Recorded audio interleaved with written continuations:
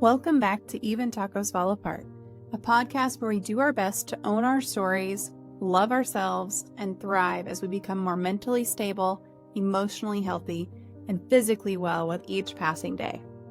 I'm MommaFoxFire, and I am thrilled to have you tuning in today. Before we dive into the topic, I just want to take a moment to express my gratitude for each and every one of you. Your messages, support, and encouragement really mean a lot to me. And your engagement means the world to me as well. And I'm so grateful to be on this journey with you. Today, we're diving deep into a topic that's probably crossed your mind more than once, and that's anxiety and balance and mindfulness. Life is messy and chaotic and unpredictable and downright overwhelming at times. From navigating the daily grind of work and family responsibilities to dealing with the unexpected curveballs that life can throw our way, it's no wonder that anxiety and stress have become all too familiar companions for many of us. But what if I told you that there's a way to reclaim your peace in the midst of chaos? And that's kind of where mindfulness comes in. But before you start picturing serene mountain retreats and monks meditating on hilltops, let me just stop you right there, because while those images might be nice, the reality is that mindfulness is so much more than just sitting and chanting or repeating a mantra. It's about finding moments of stillness and presence in the midst of our busy lives and learning to be fully engaged in the present moment without judgment and without attachment to the past or future. And practicing mindfulness isn't always easy, and it's definitely not simple. In fact, it can be downright challenging, especially when our minds are racing a mile a minute and our to-do lists seem never-ending. But here's the thing. Mindfulness isn't about achieving some state of perfect calm or enlightenment.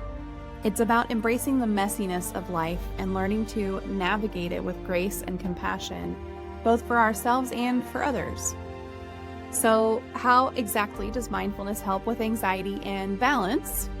Well, for starters, it allows us to step back from our thoughts and emotions and observe them with curiosity and compassion. Instead of getting swept away by our worries and fears, mindfulness teaches us to create space between ourselves and our thoughts, allowing us to respond to life's challenges with greater clarity and a little bit of perspective. But maybe the most powerful aspect of mindfulness is its ability to cultivate a sense of inner peace and resilience in the face of adversity.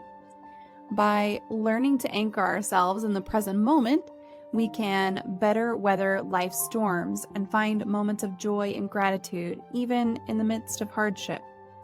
So buckle up, grab your favorite beverage, and get ready to explore how mindfulness can be your secret weapon for staying sane in an insane world.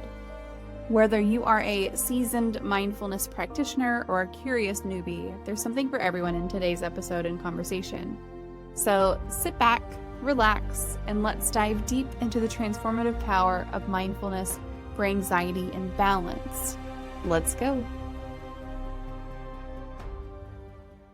It looks like it's working. Yay. Hello, everyone. Welcome back to another Mental Health Monday here on Even Tacos Fall Apart. I hope that you are doing fantastic. I hope you had a great Thanksgiving holiday. We are back at it today. I'm really excited for tonight's conversation. We're going to be talking about mindfulness for anxiety and balance. And some of y'all know that I struggle with anxiety, so I'm really super looking forward to any tips and tricks that we can take out of this.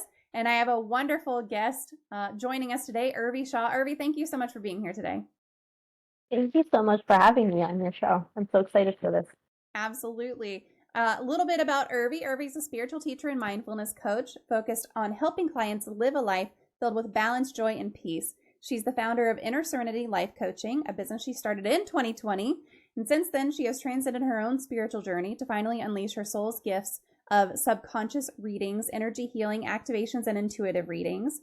Urvi's deepest purpose in life is to serve other women and help them connect to their inner world, their soul, and to guide them in a balanced, joyful, and peaceful life. I have several different links for you guys if you would like to connect with Urvi in any way. She has her own podcast. I've got a link to that as well. A couple of Facebook groups, a YouTube channel. Girl, you got it all. Yes. you got all the links. So if y'all are looking to connect at all with Urvi, here are those links right here in chat for you. Feel free to ask them. And I am going to open up a question queue as well. If you have a question while we are here live, feel free to pop it into the chat. You can use that exclamation point Q, follow it with a question, and it'll make sure to highlight it for me so that I can make sure that we get it asked tonight. And I'm really excited for this conversation. So again, Urvi, thank you so much for taking the time. And I have, I guess my first question is, you said you started your business in 2020. Was that before or after COVID? So I started my life coaching certification before COVID. So that started in January, like the end of January. And then when I finished it, it was April, I guess. Yeah. Or beginning of May. So that was COVID. That was like the midst of the pandemic shutdown. Which we all thought it was going to be like 2 weeks or whatever, right? And it ended up being like longer than that. So it's actually very interesting because I never anticipated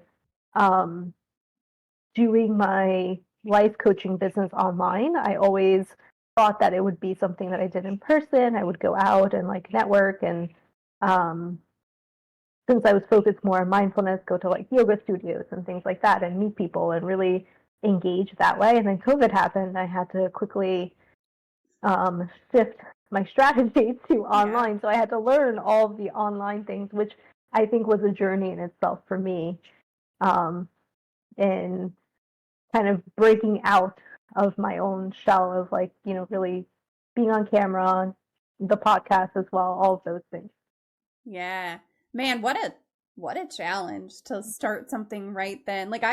So my pre-COVID, thankful COVID moment was that I got my ex-husband out of the house right before COVID. So like, I look back on it like I didn't know it was coming, but damn am I glad that it happened the way that it did. But what a challenge to be like, I'm starting this thing, I'm getting my certification. Oh my God, everything's different. Whoops. Yeah. So what are your biggest joys and challenges with what you do now? So in terms of joy, like I really like to see that breakthrough or transformation in my clients, like when so I'll say it this way. When I start working with somebody, I already know that they have the potential to change, or they have the potential to get to the transformation that they're looking for. My goal is just to make them see that. And when they finally actually see that, it's like, for me, that's like the best feeling ever. Or even if I'm doing a healing session, like I just finished one before I got on to today's recording with you. And she said something like she's just so emotional about like how it all went, and that brings me so much joy that I can actually channel this gift and give that to somebody else and make them feel that deep love that's like already there for them. And so, and then in terms of struggles, I mean, like I said, like, I never anticipated my business to be online. So like my biggest struggles have been one was like, how do I like get in front of a camera, because I never really thought I would be doing that. And just networking, online and things like that. And so I still have my struggles with trying to like balance, now that we're not in COVID anymore, but balancing like, the actual networking part of like in person versus online, and where to kind of what strategies to use in which places. Yeah. I mean, the business side of things has got to be a challenge, whether it's COVID or not. Like you're starting something new, you're starting a new business, something you haven't done before, and that's challenging, right? And I don't know how did you get your first client? It was a referral, actually. It's somebody that I not worked with, but she was in the same teaching program that I was in, coaching program that I was in. And she had somebody that came to her, but was looking for somebody that was more in like spiritual coaching. And so she recommended her to me, and I started working with her. And I ended up working with her for a year and a half. So we did one-on-one coaching. She was in a few of my group coaching classes that I did. I taught her meditation, a few other things. So we did it all together. And so like she was, I guess, like my first like client that I could test things on, but like she was also like the best client that I've had. That's awesome. I love that. Well, I want to pause for a minute because we do have a couple folks in the chat who are talking, and Bite Mark is here. She would like to know, what is your favorite poem? Yeah, so I really like Rumi. I read a lot of Rumi poems, and like so, I don't have a very specific one that I like, but there is one where there's a quote where he talks about life. I actually have it. I can read it. Yeah. So it says, "Try not to resist the changes that come your way. Instead, let life live through you, and do not worry that your life is turning upside down. How do you know that the side you're used to is better than the one to come?" I love that. That's really cool. And And I it's thought it was, true. Like, yeah, yeah, that's great. yeah. That's a good one. Well, Bite, thank you so much for asking that question. Growling, thank you for being here as well. If you have any questions, our topic tonight is mindfulness for anxiety and balance, and we're gonna get into it. so we're gonna get there in just a couple of questions. So, Urvi, what do you enjoy doing when you're not busy with work now? So I have a dog, a Yorkie. I spend a lot of time with him.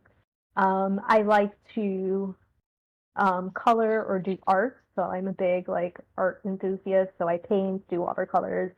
I like to dance on my own. I'll put it out there. Like I'm on my own. I like to do like learn different types of dances and like just kind of dance and stuff. I go for walks, be in nature. Those are kind of my activities. I like that. I mean, those all sound really great. And I am a pet person. Of course, I love my children as well, but I love animals. Like, it's one of the things that if someone offers me an animal, I have a hard time saying no. It's part of the reason we have so many pets. But yeah, I mean, spending time with them can be so refreshing, recharging. It's really a wonderful thing. And then spending time in nature and spending time being creative, and like, those are all things that I really get. I not so much a dancer, but I do sing enough to really annoy my children. So Mm-hmm.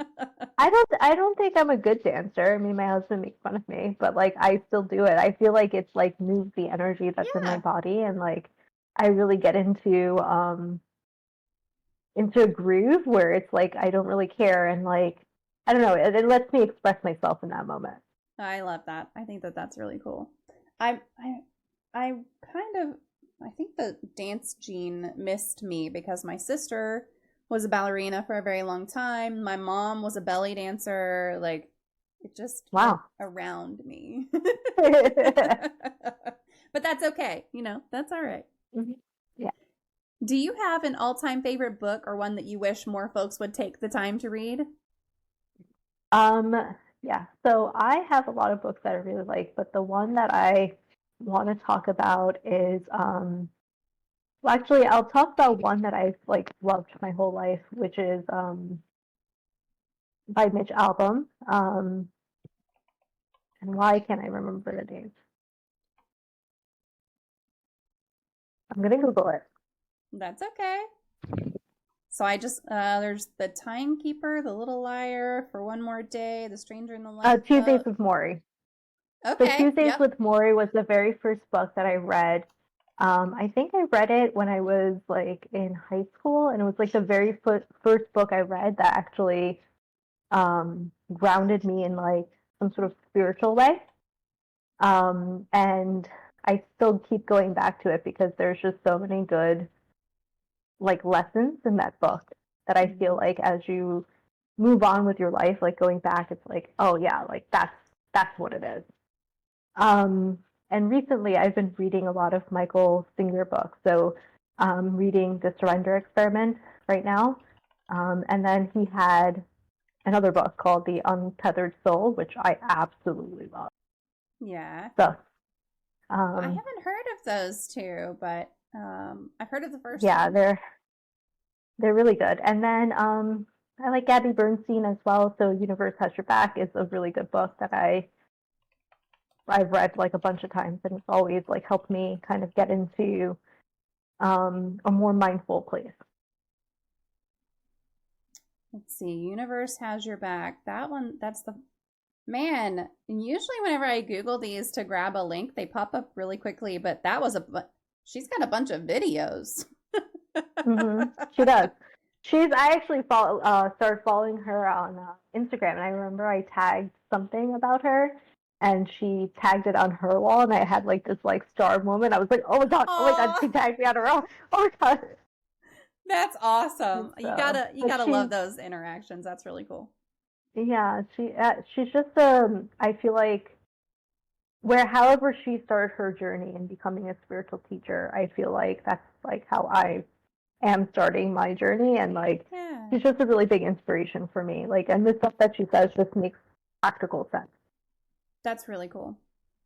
Yeah, I like those. Those all sound really great, and I just posted links to all of those. They're Goodreads links. You buy them wherever you want, but I know that folks who are in Canada have a hard time with like Amazon links and stuff, so I try to post Goodreads links just so that they can get information about the book. Upsettings Cal, if you would like to engage authentically, I would welcome you to ask a question about the topic tonight. Otherwise, move on. Thank you very much. So what is mindfulness?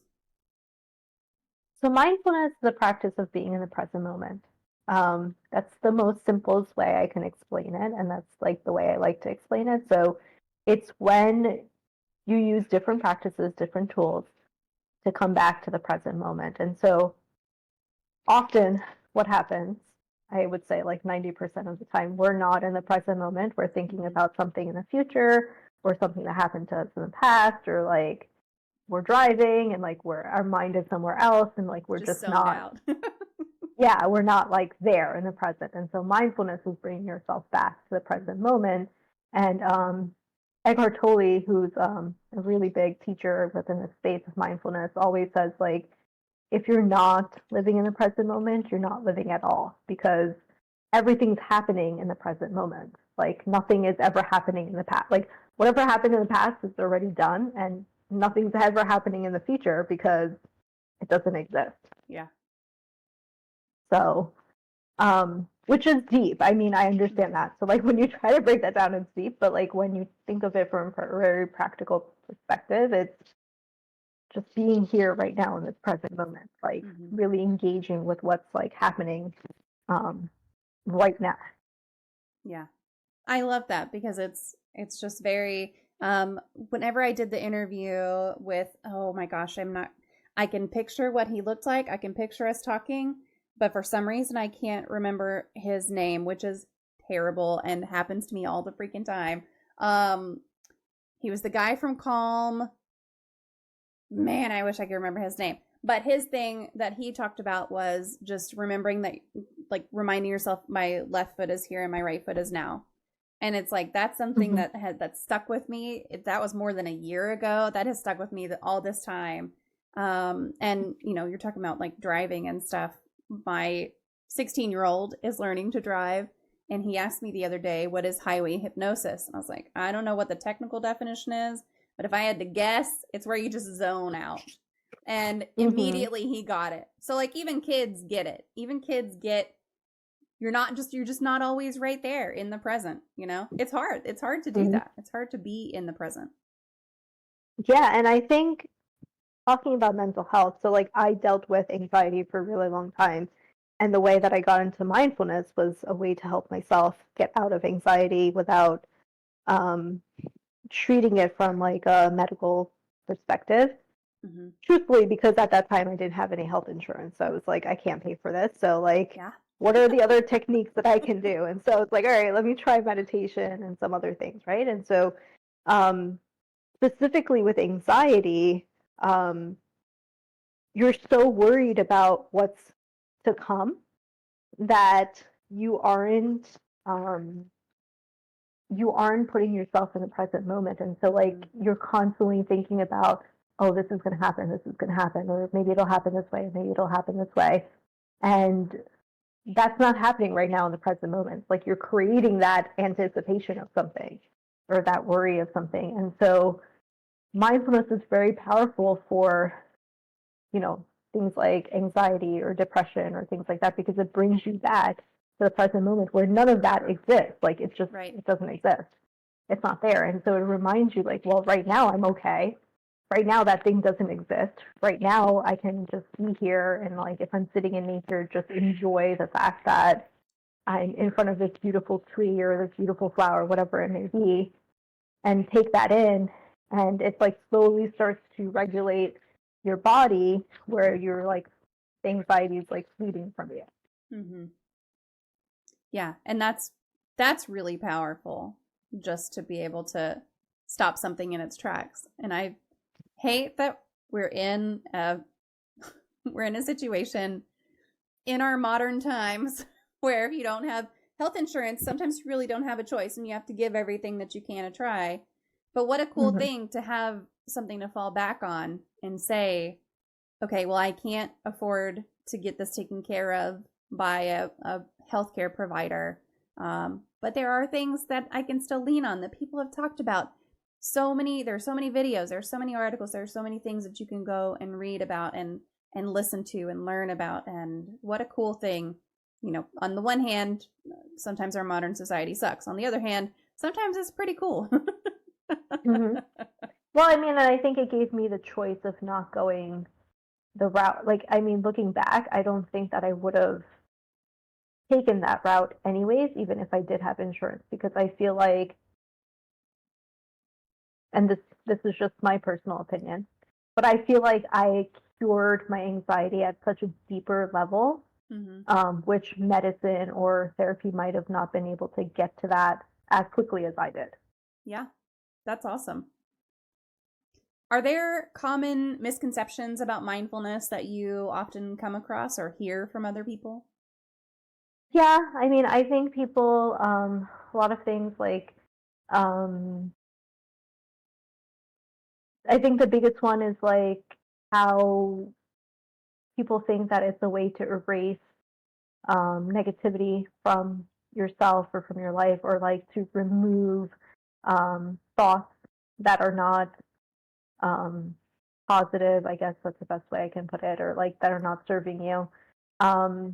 And it's not any, like, even with meditation, I think people have this misconception of like, I'm going to sit here and I'm going to just like not think. And the act of meditation is not to like not think. The act of meditation is to create space between yourself and your thoughts, because it's getting back into your like your soul self, and your soul is separated from your mind and from your emotions, and so it's creating that space. And so when I hear it's I think that like that's the biggest misconception. People just think like, oh, like I'm not going to think if I meditate, like I just won't think any of these things. And they sit and meditate and they're like thinking all the time. They're like, I'm doing it wrong. It's not right. Yeah, yeah, go ahead. I think the last one is just the biggest misconception is people confuse mindfulness with meditation, I guess, or they think meditation is mindfulness, which is right, but mindfulness is meditation, which is not right. So like there's so many different tools and modalities within mindfulness that you can use outside of meditation if that doesn't work for you. I'm glad that you brought that up, because I would love to understand a little bit better, how does mindfulness differ from traditional meditation? And are there situations where meditation is the right thing to do, or there's a different thing related to mindfulness that you should be doing instead?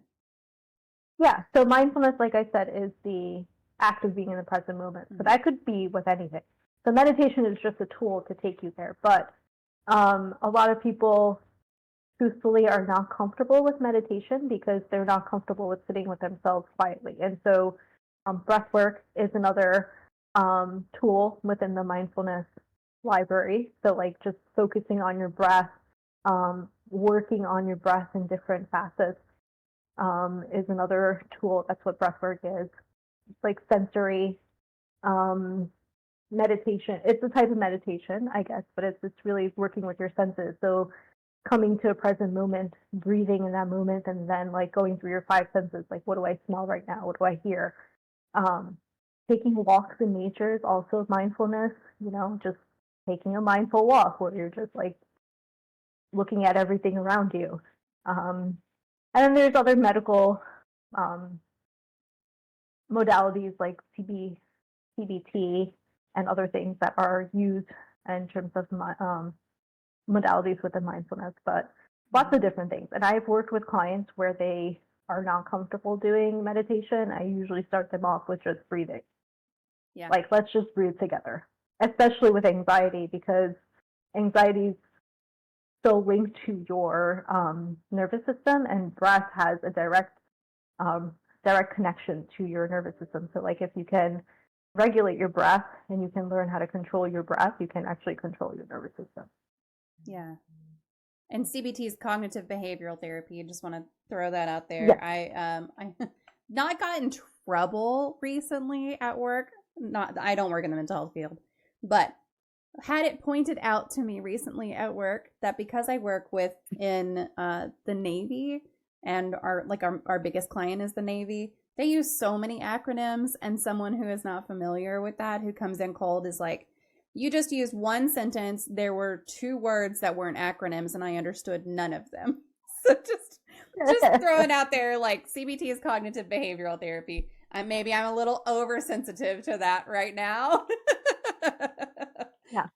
But worth putting out there anyway. Mm-hmm. So have you ever had a client where you're doing this breath work or anything like that, and then you're like, congratulations, you just meditated? Have they ever been surprised by the change in their understanding of what meditation is? Yeah, so I worked with a client, I want to say last year or something. She was like 90 something years old. And I worked with her over the phone. Like, it was the most bizarre scenario, because like I would have never worked with somebody over the phone. Like, she didn't know how to use the internet, like none of those things. She wasn't local to me. And so, but she was very determined to get over her anxiety with breath. And she had read something in an article that said breath work can help you. And so she wanted to learn. And so here's this 90 something woman that I'm working with and teaching her breath. And it was really profound. Like, I felt like, when we first started, like, she would be really anxious when I got on the phone. And I mean, she was also in the age where like she didn't really have anybody. So like she really just wanted to vent, right? Like, a lot of it was just her releasing and talking to somebody. But then when we would start working on the breath, afterwards, I would immediately see a difference in her, where she was like, oh, I feel really calm. I think I'm going to go to sleep now. And she would call me. I mean, I would tell her, like, we can set up these calls, or you can call me whenever you need to breathe, and we can breathe together. And like, she would do that. And then she started to get back into her spirituality as well. And so she started like reading the Bible again, which like was really helping her. And like, so it was wild, I think. But I think that I remember that specifically because she was so old, and yet she still wanted to work on curing her anxiety because she read an article about breath work. Yeah, that's really cool. I mean, you're never too old to improve on something, right? You're never too old to learn a new technique. Just like you're never too young to, in some sort of age appropriate way, learn something that's going to help you. I think that's really cool. And I think for her, she was taking medication for a long time, and the medication, because she was so old, was causing her a lot of issues, side effects, and things like that. And so she wanted to take a more natural route. And so she found this article that she read in a magazine, and then somehow she found me, and we started working together. Yeah, that's really cool. I like that. Yeah, yes, CBT can also mean something else entirely. Could be thought of as therapy similar to acupuncture. Oh no. Oh no.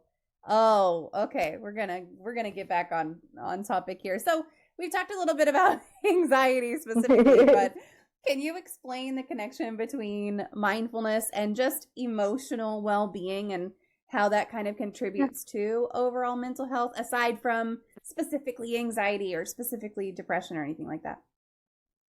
Yeah. So mindfulness, like I said, when you're getting into that present moment and you're tapping into that space within yourself, there's a direct correlation with spirituality as well.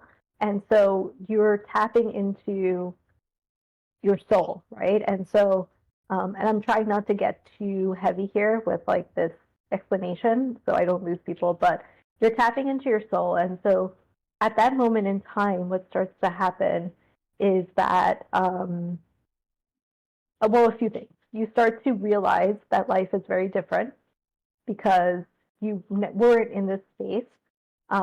But the main thing that starts to happen is you start to realize that you're observing your emotions and you're observing your thoughts.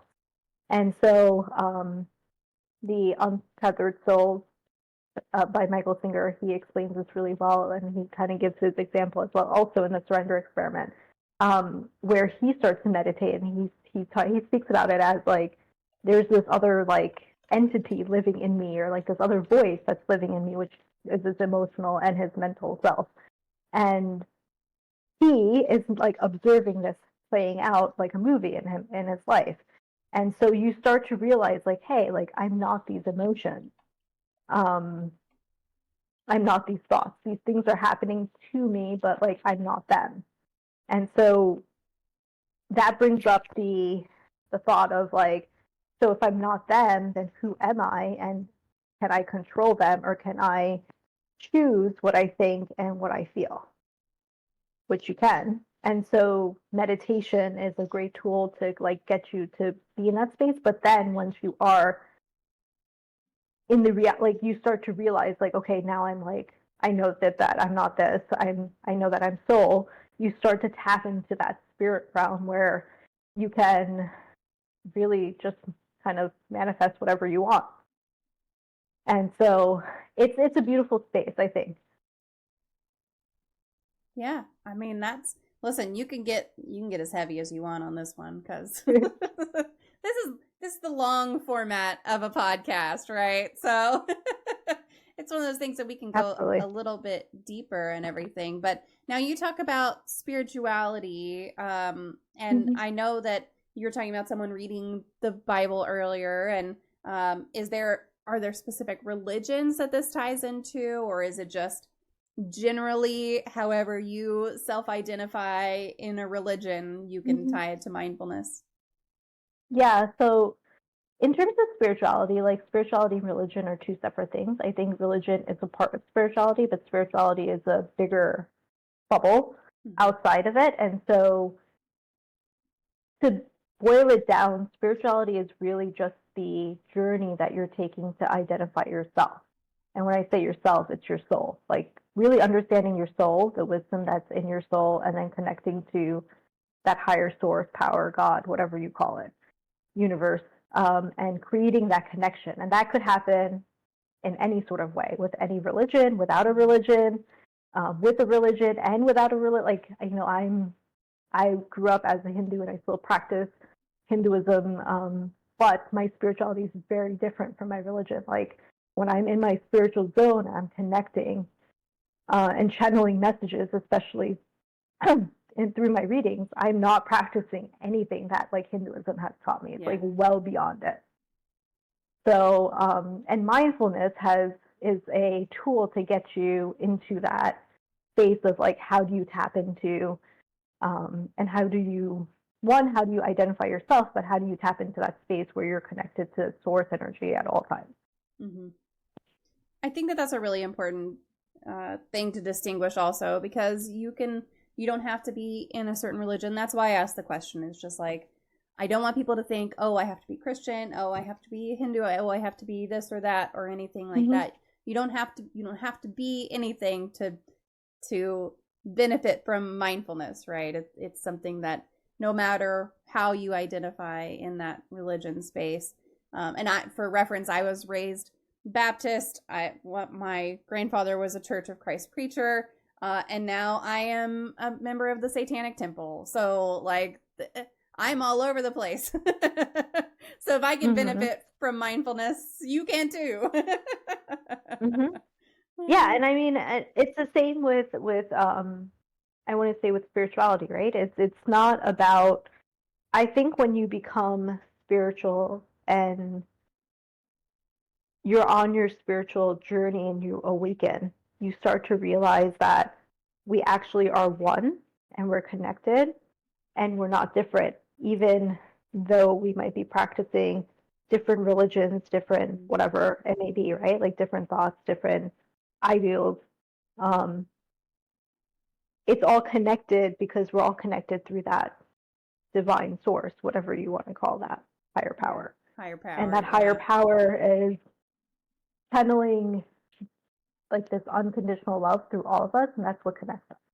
And so when you connect to that space, you're actually connecting to that unconditional love, which when you're practicing mindfulness and you're in that present moment, that's actually what you feel within your body. You feel that unconditional love, which you don't feel when you're not present because you're feeling the other emotions, right? The anxiety, the sadness, the despair, the worry, the anger, whatever it may be. Mm-hmm. Yeah. There's a perception that mindfulness is primarily for those who are already mentally well off. How do you make mindfulness practices accessible to folks who might be dealing with something like severe anxiety or another mental health challenge?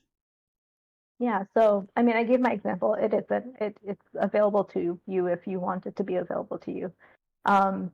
It does take practice, so it does take, I would say, discipline in the sense of like you have to be committed to it. It can't be like, oh, I'm going to try this today, and like, oh, it didn't work, so I'm not going to try it. Like, you have to practice it.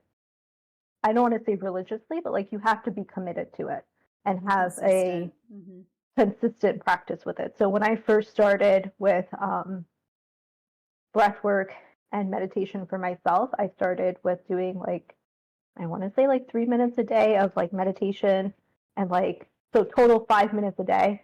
And I didn't do every day. I did, I think like every other day or like 3 days out of the week. That's what I committed to. I was very consistent with it. And then I was like, okay, like I want to try to do more. And then I became more curious about like, oh, what is this? Like, what if I tap into like, I was starting to get into a more curious space. And so I was doing more and more of it. But like, if I hadn't practiced consistently, I feel like it would have been like, I would have been like, oh, this isn't working.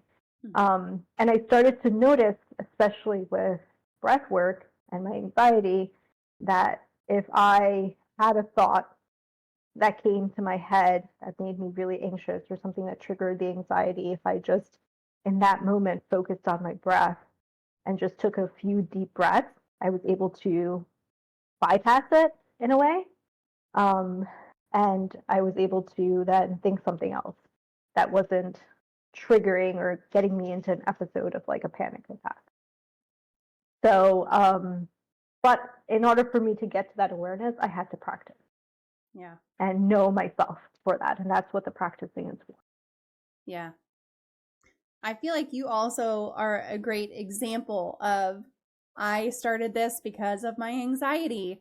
And, now I help other people with their anxiety. And you've got all these great examples of helping a 90-year-old and, having someone who was referred to you that you got to try everything with. So I feel like even though there is that perception out there sometimes that, you have to kind of be a little bit better off mentally to really benefit from mindfulness, there are plenty of examples out there of folks who leaned on mindfulness to get them to a place where they were feeling a little bit better. So that's heartening to me, I think.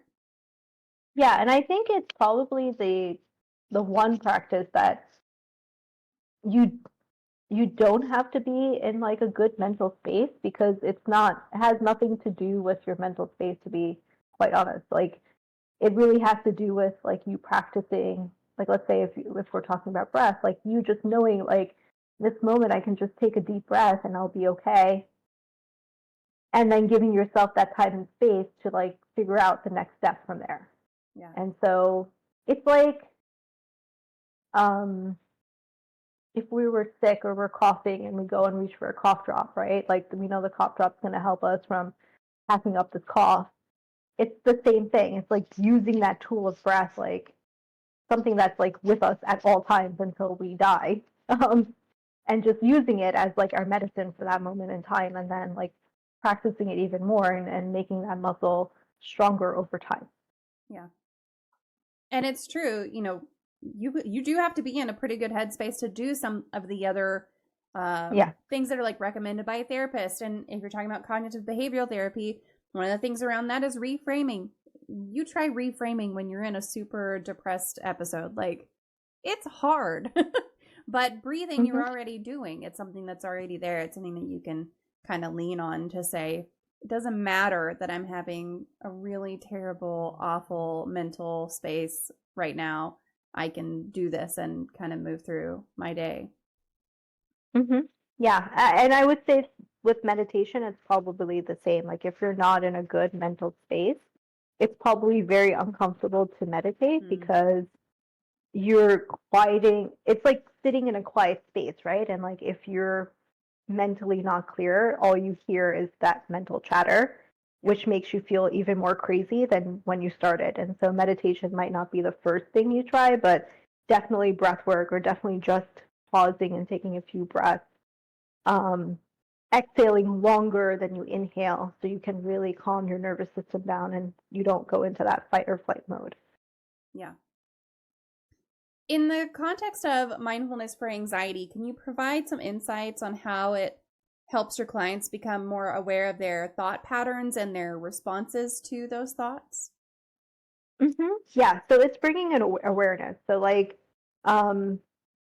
with meditation, the first thing that happens is that you start to really understand what you're thinking. Like your thoughts become very loud, louder than when you're just, living your daily life. Like they become really loud.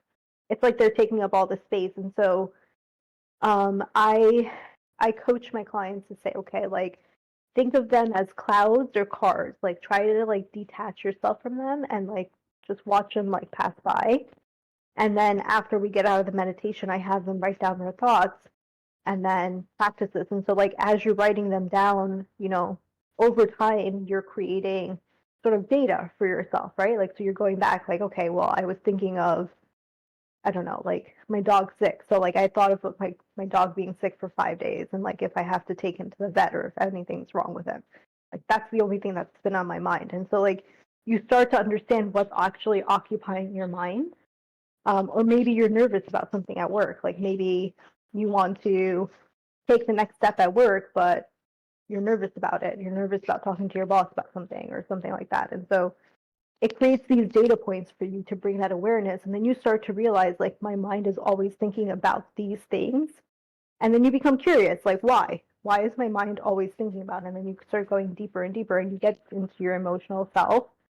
A lot of things that are stored inside of you from maybe childhood, maybe things that you never really were able to deal with. And it's like you're actually your own therapist in a way. And like you start to work through all of that trauma that's in you. Yeah.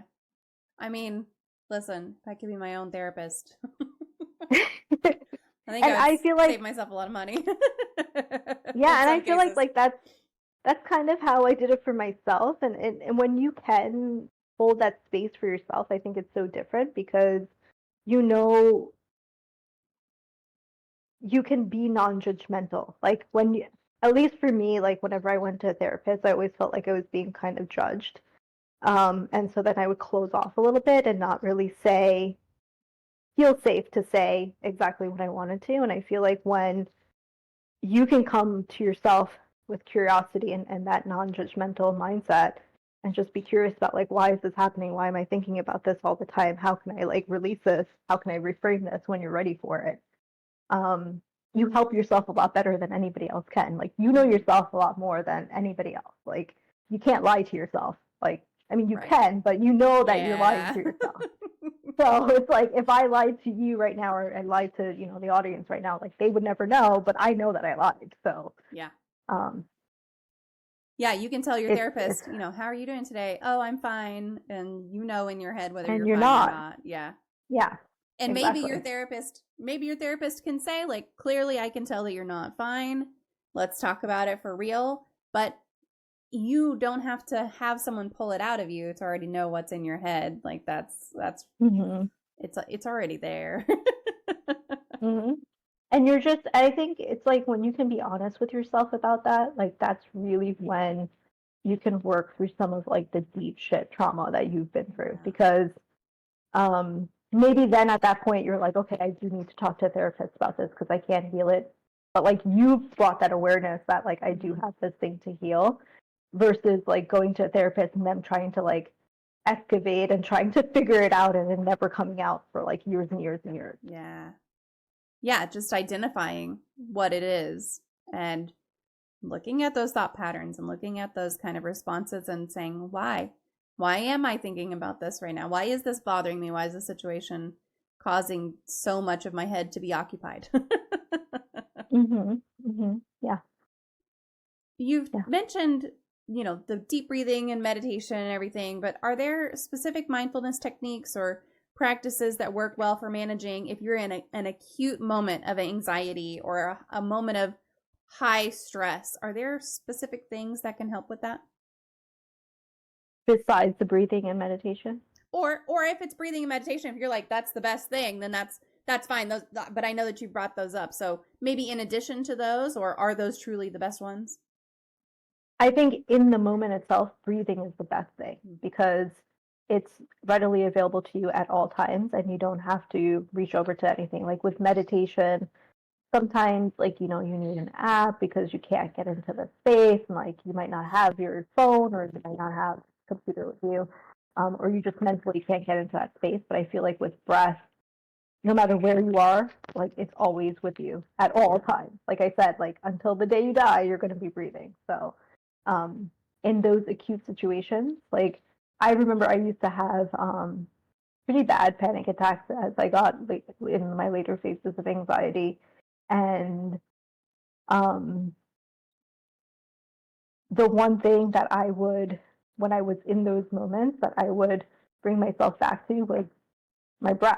I would just be like, okay, I don't want to be in this panic attack right now. So I'm going to focus on my breath. I'm going to start breathing a lot more calmly. Like, like I said, like your exhales are longer than your inhales. So you do count of like, you can do like a 4 and 6 or 3 and 7 or whatever it may be, like whatever works for you. And then that like breaks the pattern of like whatever is happening inside your body, because there's a lot of things that are happening. Like there's chemicals that are being passed and hormones that are being passed in those moments, like that you're going into the panic attack or are in the panic attack. Your heart is racing. Like all of these signals are happening one by one because of the anxiety itself. And like, with if you had medical intervention, you probably had medicine that would break these receptors. But let's say you didn't want to take that route, breath is the best way to break those receptors. Yeah. And you mentioned like would you say 6 and 4, 3 and 7, or 4 or 6? Yeah. So you breathe, you inhale for 4. You can hold it for 2 if you want. And then you exhale for 6. You always exhale longer than you're inhaling because that sends a signal to your nervous system that, hey, my body's calming down now. I'm okay.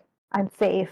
And like then that like calms down your heart, whatever chemical substances were sent by your brain, or whatever signals it starts to all calm down. Yeah.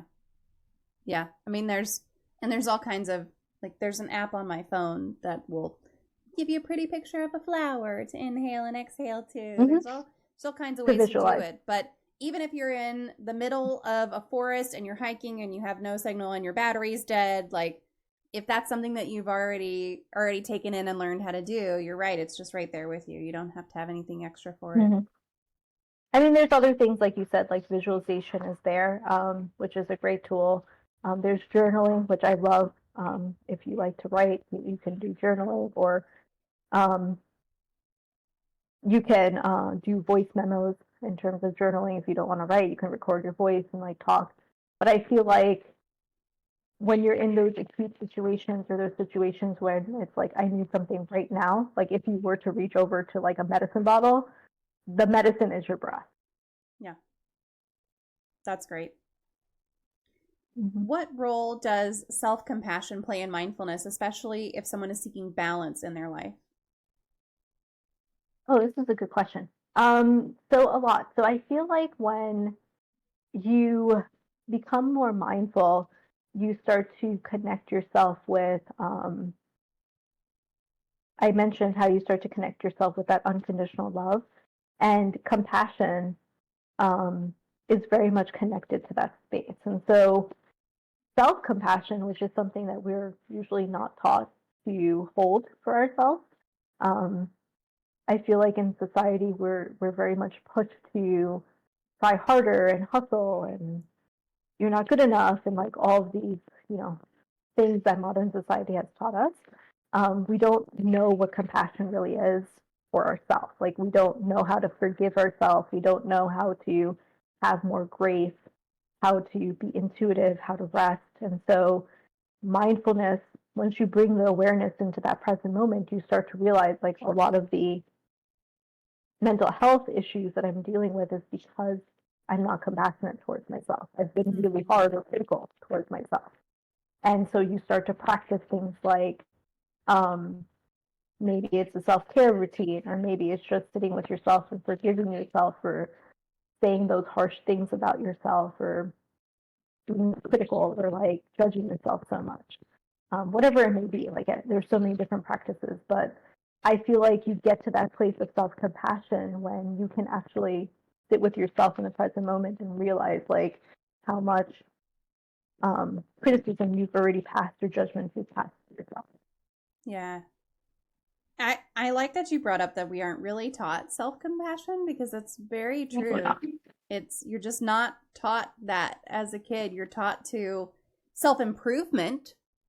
You're taught, you got to always strive. You got to always be reaching. You got to always be doing all of these things, right? But we're not necessarily taught like, it's okay. It's okay if you have a shitty day, to give yourself a little bit of space.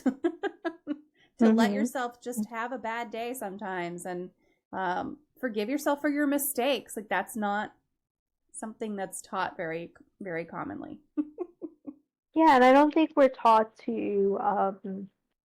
I think it's the opposite too, right? Like it's kind of like there's this judgment around if you are compassionate or you hold self-compassion, you're weak.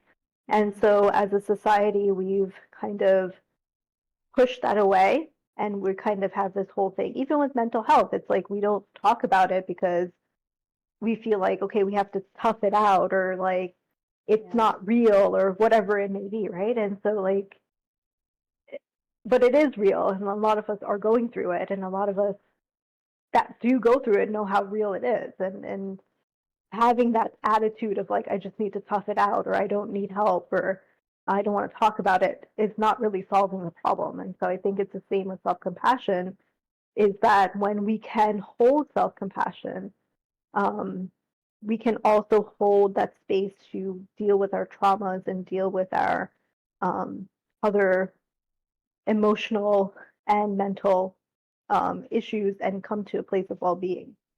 Yeah.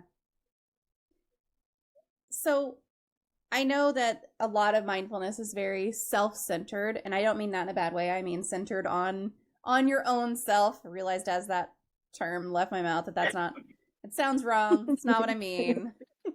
I mean, it's self-focused. It's focused on yourself. There we go. Are there mindfulness practices that can be done collaboratively? Like, I've got 2 kids. Is there something I could do with my kids, or in a group setting, to kind of promote a collective sense of balance and well-being? Yeah, so I do a lot of group meditation classes. I do a lot of group breathwork sessions. Just even like talking and bringing awareness around, like doing a guided visualization, and then talking together about like, what did you experience through that? Like, I love doing those type of things because I feel like we are social. We learn from each other, and somebody brings something up, it might have not come to you, but like maybe it triggers something in you where you're like, yeah, I feel like that too. So absolutely. And I learned meditation, and I used to practice meditation when I was a child from my parents. And so we used to do group meditations, like it was my parents, me, and some of my other cousins. We would all meditate together, and it was like the space that we had. And I somehow lost it in between because I thought it wasn't the cool thing to do. And I found it again Nothing when your I was parents on my, do is cool, right? yeah, I found it again when I was going through my anxiety, but I absolutely feel when you do these practices as a collective, our energies are actually uplifting each other. And so, um, there's a saying in the spiritual community that, like, if I raise my vibration, I'm actually raising the vibration of the collective. And so it's like the same. When you're meditating, you're raising your vibration. And so if you're meditating as a group, you're raising the vibration collectively and passing it on to other people that are just passing it on. Yeah. I like that. My kids might murder me if I try to add one more thing to their day, but maybe we should try like a family meditation. I make them do affirmations every morning. So we have a little bowl and they pull 2 affirmations out and we do those together. And then in the afternoon we have a set of questions that we go through every day that also includes like, what would you like to be acknowledged for? And I try to cram as much in there as I can, but sometimes they get a little annoyed with me. But maybe I could just be like, once a week we're gonna do this. Yeah, and maybe they'll like it, and maybe they want to do it more. Yeah. I'll add it to their chores. Like, you have to feed the dogs and do the dishes and practice your instruments, and we're gonna meditate. But you're right though, like, sometimes when you're growing up and you grow up with something, then you're like, this is not the cool thing to do because my mommy's making me. And that's how it was for me. And I think, for me, it was a journey in itself. I think I had to go through the way that I went through, so I don't regret it. But I feel that I was always the one that was kind of not part of like the popular group, and I was like bullied, and like I was different. I was Indian, and there weren't any Indians in my school when I was growing up, and so I always struggled to fit in. And I think, like, though there was a very big part of me, a spiritual part of me that like wanted to do the meditation and the breath work and be in that space, I felt like that wasn't safe for me to do if I wanted to fit into like the society. Yeah. And so I was like, okay, I'm going to fit into society. But then I realized that fitting into society isn't really my truth. And so I went back to meditation and spirituality and all the other things that I do now. So it's a journey in itself. But I think that I had to go through it that way for me to actually understand the value of it, so that now I can teach other people and kind of help them through it now. Yeah. And I think now, at least from what I've seen with my own kids, I think now it will be a lot more accepted than it was whenever, you and I were growing up. So it's a lot more mainstream now than it was I was growing up. So, well, and kids are just, again, from what I've seen, kids are just far more accepting of each other and differences than they were whenever I was growing up, which is great. I mean, wonderful. I want our kids to save the world one day. Somebody's got to do it. I want to read this comment from chat because it's something that it's pointing out something that I think is really cool.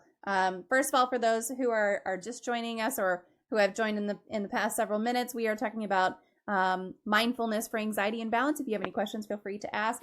But Growling wrote, there is a once or twice a week mindfulness meditation thing where I work that people can go to, so I can literally get paid to meditate. And that's something that I think that not very many people look into. Like, there are sometimes options through your work that you might not even realize are an option. My work has a whole program through this company that you can do. You can get all of these free, there's workouts, there's meditations, there's yoga, there's all kinds of stuff that not even all of my coworkers were aware of whenever I brought it up the other day. And so I highly encourage everyone, like, just reach out to your benefits coordinator or your manager even and just say, hey, do we offer anything related to this? Are there any, maybe they have some pre-recorded meditations or something, like, or maybe they have something like Growling's talking about,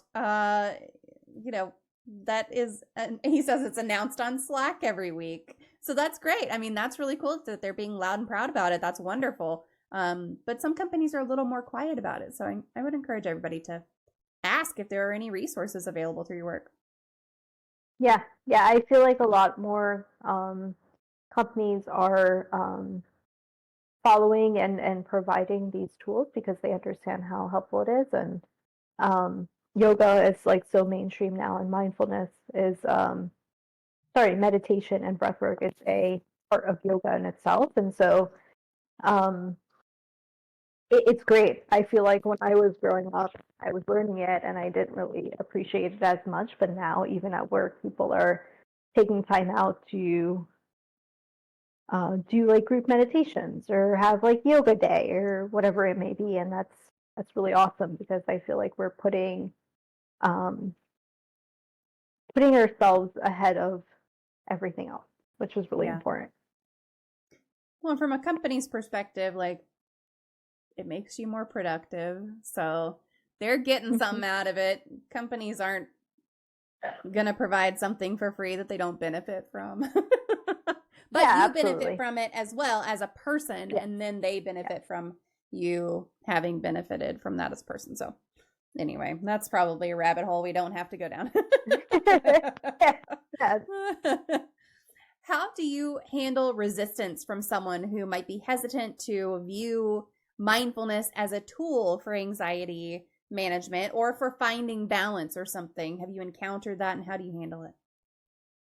Yeah, I kind of just let it be, to be very honest with you. Like, I feel like it's not for everyone. And that's okay. Everybody will find their thing for them. Like, perfect example, like my husband, like I tried to preach to him, or I tried to preach to him when I was really into it, and he never really caught on. And like, I realized like he has his own way of dealing with his mental health and like his well-being, right? And like he loves to go to the gym, or he loves to do certain things that are other ways of like releasing that energy, and that's great. He found his facet. And so for me, it's understanding that not everybody's going to be able to catch on to this, and that's okay. And if you're resistant to it, then my cue is not to push you into it. It's just to say, okay, that's fine. Like you don't see eye to eye, and that's okay. Like we don't have to talk about it, and just switch the topic. Yeah. Because I think another part of that I'll say is that when you're resistant to something, like you've already convinced yourself that it's not going to work for you. And the more I try to convince you that it's going to work for you, you're going to convince me that it's not going to work for you. And so we're just going to be at this like two like ends of the spectrum. And even if you knew that it was going to work for you, like now you're just arguing with me to be right instead of actually listening to me. So it's like whatever energy I'm putting out to explain this to you, you're not going to be able to grasp it in that moment because you've already decided like, hey, I don't want to do this, and I'm just going to argue with you on that point. You kind of let people come to their own conclusion. If they change their mind later, that's great. But you're right. I mean, as soon as I say to you, well, the sky is purple, and you say, well, the sky is blue, I'm going to be like, well, it's not though, So, but even if I'm wrong, I'm going to look for ways to prove my point instead of ways to prove your point that the sky is blue. I'm going to look for ways that prove that the sky is purple, So that's a good way to look at it, because it is hard to convert someone to look at things from your perspective, if not impossible. Yeah, and I keep the door open. So I've had a lot of people come to me that are curious about it, but then they're resistant. And so I just tell them like, hey, when you're ready, like, here's my information. Just reach out to me if you need help, or if you need support, and I'll be there for you. But if right now is not the right time for you, then that's okay. Like, whenever is the right time. And I feel like I went through that journey myself. Like I was so resistant to it for so many years. So I know like being on the other side of it, of like, I used to argue with my parents. Like I remember this very clearly. I knew that they were right, but I would still argue with them because I wanted to be right. So it was like, when I get into those conversations, it just reminds me like, well, you were here, so you know how it was. Like, Yeah. they'll find their way if they want to try this. Yeah. Yeah. I've got a teenager. I am familiar with that. I have a wonderful teenager who is fantastic and absolutely just absolutely fabulous. But can be a little stubborn and sassy sometimes. I mean, hell, my 10-year-old can be stubborn and sassy sometimes, so there's that. Yeah, exactly. Exactly, Growling. If you define blue as purple, then the sky is purple. There's all kinds of ways to rationalize your viewpoint, and sometimes just accepting what people say is the best that you can do for them and let them come around to something if they are going to come around to it in their own time. Yeah, I think that's the one thing with mindfulness is like once you start practicing it, you start to become more open to the infinite possibilities that are available for you, but you start to understand that you don't know anything. So you should start to like really listen to other people and what they have to say, not from a place of like, I don't know anything and I like need to learn from other people, but just like to like really put yourself in that moment. I think that we grow up and a lot of us have this mentality of like, well, I know everything. Like, I know what I'm talking about. Like, I know what's best for me. And we kind of close ourselves off to those possibilities and we become very much in this like control mode, which creates the anxiety. Like, for me, that's what created the anxiety because I was trying to control everything and every outcome and not leaving it up to whatever was to happen or to unfold. If something wasn't going the way that I knew that it should be going, I would like freak out and be like, no, it has to go this way. Like, I would try to like figure it out. Like, how can I make it go in the exact way that I'm thinking about it? But we're so limited in our mind. And so when you start to practice mindfulness, especially meditation, you start to like learn like, oh, like there's so many ways that this one thing could actually happen, and I can actually like learn from other people and listen and be open. And if somebody's saying the sky is purple, let me just listen to them. Like, why do they think the sky is purple? Like, maybe it is purple for them, and maybe that is a possibility. You just become more curious. Yeah. I think it brings like this curiosity in you, which like really enriches your life because you just become curious about everything. And it's like that's like the excitement of life, I feel. Yeah, I like that. That's really cool. Yeah. So there's also skepticism around the commercialization of mindfulness. And there's all kinds of apps and all kinds of courses, and it's really kind of become this big business. So how can someone distinguish between a genuinely helpful and, authentic resource and those just looking to profit? So I started off on an app. Well, I started off by learning from my parents, but then I didn't remember, and I didn't want to go to my parents. The pride in me was like, you're not going back to your parents to learn this again. So I started on an app. I started on Headspace, but I had the free version of Headspace, and it was like guided meditation. And it was really like he would walk you through counting your breath for like 3 minutes or 2 minutes or whatever. And that's how I started. And so I would say like apps are, there's Headspace now. Headspace is like, I think, pretty expensive. Calm is also pretty expensive. There's Insight Timer, which I'm on. I have my meditations on Insight Timer, which is still for free. Like most of the meditations there are free. But there's a lot of resources, a lot of apps. And I think that you have to just figure out what's best for you. And though it is very commercialized and people are trying to make money off of it, I'm trying to make money off of it. I mean, I'm mindfulness coach, right? Like that's my business, right? So there are people that are genuinely interested in helping and supporting you. And then there's people that are just putting stuff out there that is not helpful at all. And so you have to use your discernment to figure out what works for you and what doesn't. And so I always tell my clients, like, don't buy an app just to do a meditation because there's so many free meditations. Like you can use Insight Timer, you can go on YouTube and just put like guided meditation. I have my meditation on YouTube as well. Like, there's so many free places that you can go, and you start there. And then if you feel like, oh, like, I really like this person is like really good and they have something that you can pay for, then you work with them and you get that paid offer. But like, start with like the free stuff and see if it works for you and see if their energy vibes with your energy. Yeah. And most of the, even if they charge Headspace and Calm and those kinds of things, they have either a free trial or a free version. So it's kind of the same thing. You can try a piece of it, and if it doesn't work for you, then don't do the paid part of it. And I think also whenever you're looking at sites, just like if you're going to look for something, you see something on Wikipedia and you're like, let me click through and make sure this is legitimately the right information. Sometimes you just have to do a little bit of research too, and see if ask for recommendations. Like, there's plenty of, if you don't know someone who is looking, is in the mindfulness space or something, you got somebody right here. So just go into a good community that's mental health focused or mental health welcoming, and ask for recommendations.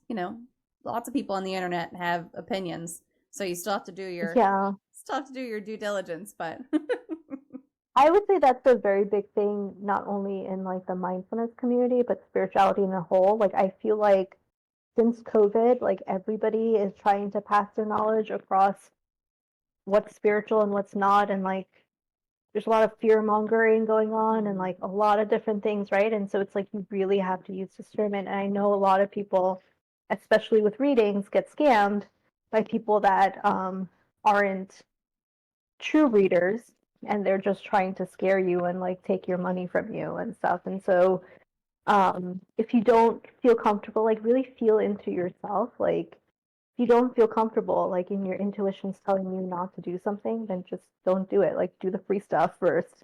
It's okay. Like, I started off with, and I still I paid for the Calm app because at that time there was no Insight Timer, or I didn't really know too much about like who to follow on YouTube for meditations. And so I paid for the app for Calm, and now I have it for a lifetime, but I don't even use it anymore because there's so many other places that I rather go to, or sound frequencies that I use for my meditations when I meditate, that I like more than like the guided meditations now. So you have to just figure out what's best for you, because it is there. I absolutely do agree. Like, there is that, especially with COVID, I feel like everybody wanted to be like an online business person. And so a lot of people are there just to make the money, and they don't really care about your well-being. Yeah. And I appreciate that a lot of folks everybody's got to make a living. I get it. Absolutely. But yeah, like, check out, if you're looking to work with somebody, check out their stuff first. If they're legit, they probably have some things that you can check out without having to pay money to access and everything. And then you can see if that's someone that you want to work with and everything. So we had a great community question that was sent via Twitter, and they requested to remain anonymous. They sent this in a DM. So they said, I've tried mindfulness and it just doesn't seem to work for me. Am I doing it wrong, or is there something specific I should try if I want to give it another whirl? And they didn't provide any, like, here's what I've tried or here's what I've done, but they just kind of general question. Is there something, if you've tried mindfulness in general, is there something to give it a try in a different way? I get this question all the time. So I need more specifics to answer the question, but I'll answer it in the general form that it's in. I don't think that you can ever do it wrong. I think what it is that we get into a place of like, this person is teaching me to do it this way and I can't do it this way, so I'm doing it wrong. It's more so of like, that person is not for you, so find another teacher that's for you. Or find another way to do it, because I feel like I said, like, even with spirituality, it's a journey of you discovering yourself. And so with mindfulness, it's the same thing. It's just bringing yourself in the present moment, and that can look very different for everyone. Some people are going to be able to use meditation to come in the present moment, and some people are just not going to vibe with it, and they're going to need to like sit and breathe, like, and stare at like a candle or something. Or some people are going to have to like walk through nature and like be present with their thoughts and kind of figure out how to deal with it. So it's different for everyone, I would say. And so like you have to figure out which version of mindfulness or which tool within mindfulness works for you. But you can never do it wrong, because it's your own thing. Like, it's like your own art form. Like, what works for me and how I do meditation, or how I do breath work, or how I do various different types of mindfulness practices is very personal to me. And like, I know that that's not going to work for you or somebody else. Like, it's your self-expression. Mm-hmm. And I feel like I'd hate to assume into their question, but I wonder if the mindfulness that they tried was mostly meditation. And Mm-hmm. I have a hard time with meditation for a few reasons. But, you know, maybe just try a different, you know, like you're saying, try a different tool. Whatever you have tried, try something else to help you bring yourself into that present moment. Because meditation for me, like, there's a couple things that are wrong for me when I try to do it. First of all, I have tinnitus, and so that does not bode well for sitting anywhere that's quiet. But if it's guided, that's a little better. Or if I can do something active while I'm trying to meditate. Oh, Tyrion, you bit me. You don't get pets anymore. You know, whatever it is, you can try something different. And like you were saying, you know, going for a walk or something like that, it can be something that simple too. So just because something didn't work for you doesn't mean that there's something wrong with you, or that it won't work for you in general, you know.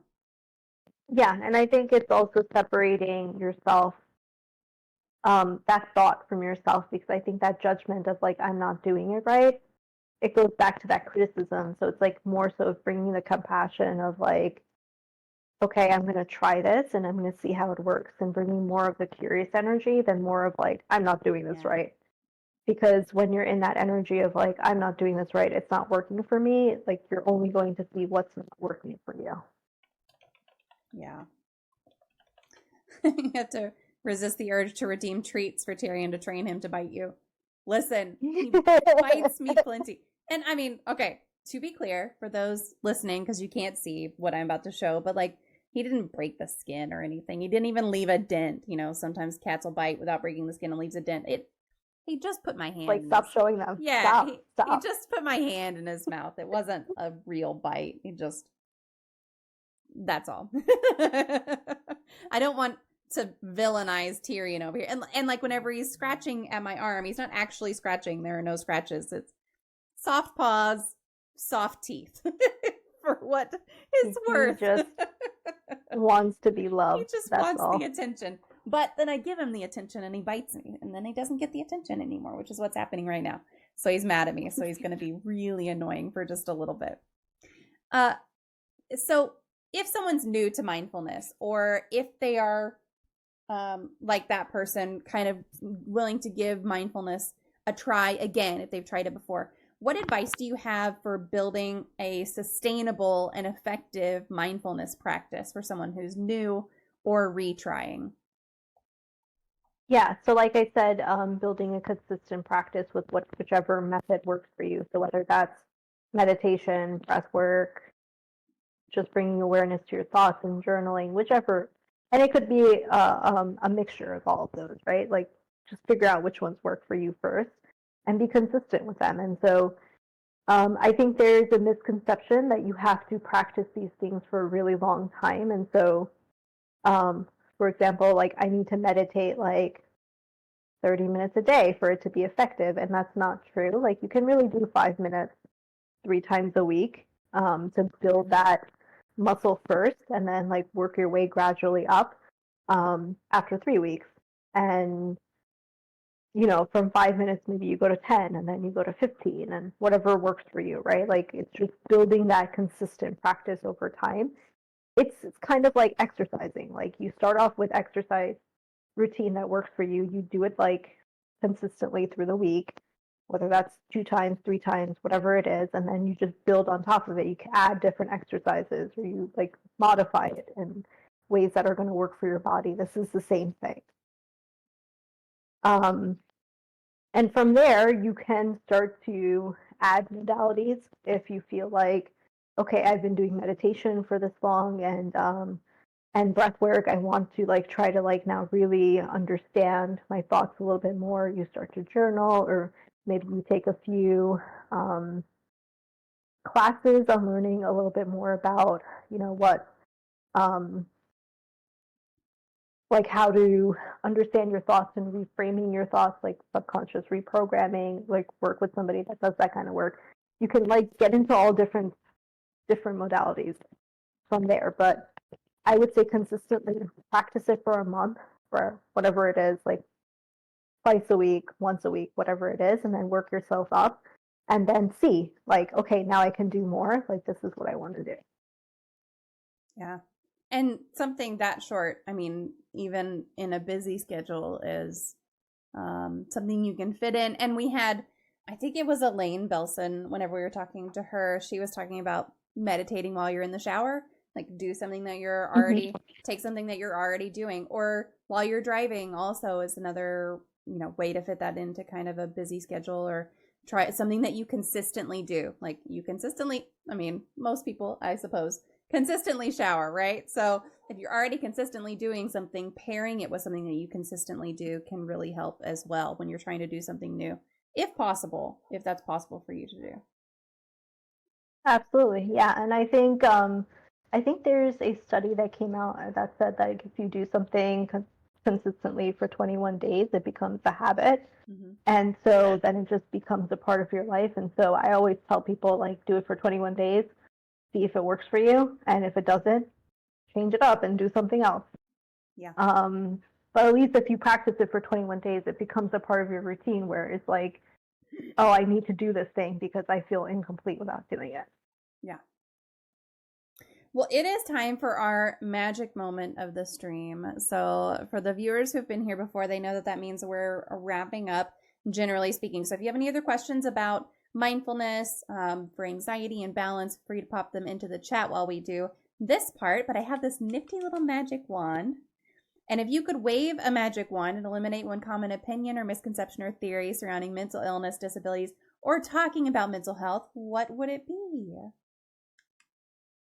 Oh, I'm just charging my laptop and thinking about this. If I had a magic wand, I think it would be about exactly what we were talking about the question from that one person about I'm not doing it right. So I think that would be probably the misconception I want to take away, like that pressure from like when you're going to try something new, whether it's mindfulness or anything else that would help you with mental health. Like come from a place of more compassion and curiosity and try it out. And if it doesn't work for you, it doesn't work for you. Like it's okay. Like it's fine to move on to the next thing. Like you haven't failed at anything. I like that. And it's something that it can be hard to adjust your brain to. But yeah, if everyone could understand it's okay to not like something, it's okay to not do something, it's okay to not continue something if it's not for you, and it's okay to just try stuff too. That would be fantastic if everyone could just have that kind of outlook. Yeah, I feel like maybe, the adults, that all of us that are adults now, like I feel like we might have not had that thought available to us growing up. We were always taught to be good at something, and that competitive nature in us comes out, and so if we fail at something, it's like really heavy for us to deal with. And I feel like that might be changing now. Like I see kids now that are like, oh, I try, like my niece says all the time, like I'm trying and it's not working, so but I tried. Like, and I would never say that, like growing up. Like I would never say something like that because it wasn't available to me. And so it's really coming with that mindset of like, I tried, I'm trying. And it's not that I failed, it's just it's not working for me, so I'm going to try something else. Yeah. I'm telling you, I'm looking forward to when the kids take over, because if they can continue the mindset that they have been expressing as everyone's growing up, they're going to save the world. I feel like that's very true, and I can't wait to see it happen. Like, I'm cheering for the younger generations. Yeah, well, I mean, and I think it's available to us too. I think we could change the world if we wanted to. It just takes a little bit more effort for us to change our mindset and reframe it. But I think we are coming around to it. I mean, we are talking about this, and people are starting to realize, like, okay, though I grew up with a certain mindset, I don't need to hold on to that mindset now because it's not working for me and it's not serving me for my highest good. Yeah, absolutely. Well, I just posted your socials again, so if anyone would like to connect with Urvi offline, or not offline, but online elsewhere, outside of this show, feel free to click through to any of those links and connect. Website, YouTube, Facebook, Instagram, all those good things, and your podcast as well. And I'll just turn it over to you for a little bit, and if there's anything we didn't talk about or that you want to mention or throw out there as far as resources or anything, I'll just give you the floor for a little bit. Thank you.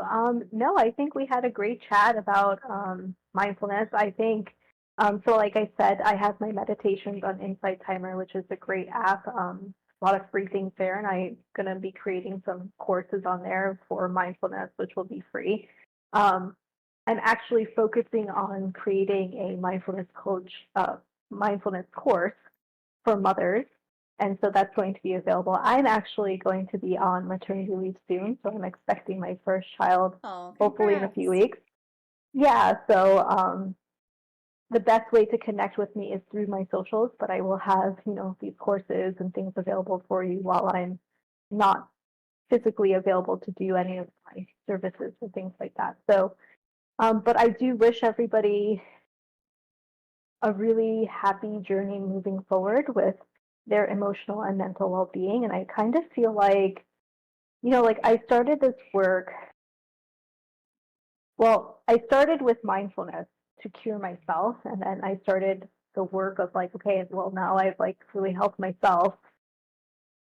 It helped me find my purpose. And I feel like if I was to say one thing to anybody listening, like mindfulness is so much more deeper than just curing anxiety or like helping you with things. Like it's definitely going to help you with those things, but don't stop there. Like let it take you on your journey of like whatever life is going to unfold for you, because I feel like that's what our purpose on earth is. Like we're all spiritual beings first in a human experience. And so if we can actually start to live our life in that spiritual way, a lot of world problems will start to disappear. And I think that's like very beautiful.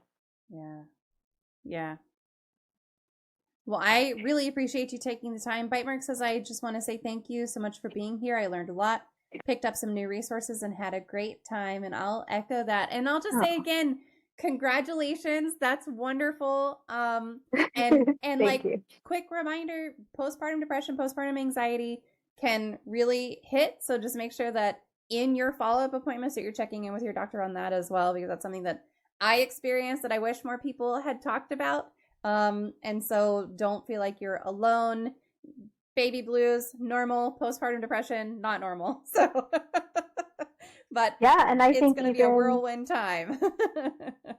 Yeah, I think even through pregnancy, you're going through all, I experienced it. So you're going through all different emotions, and your hormones are all different levels, and sometimes you don't know how to process these things. And so if you have the tools of mindfulness, like I feel like my toolkit from mindfulness has really helped me through this pregnancy, where it hasn't been as difficult as it could have been, because I've like grounded myself into this place of like, I need to be in the present moment. I'm not going to be anxious about like what's to come. And especially if you are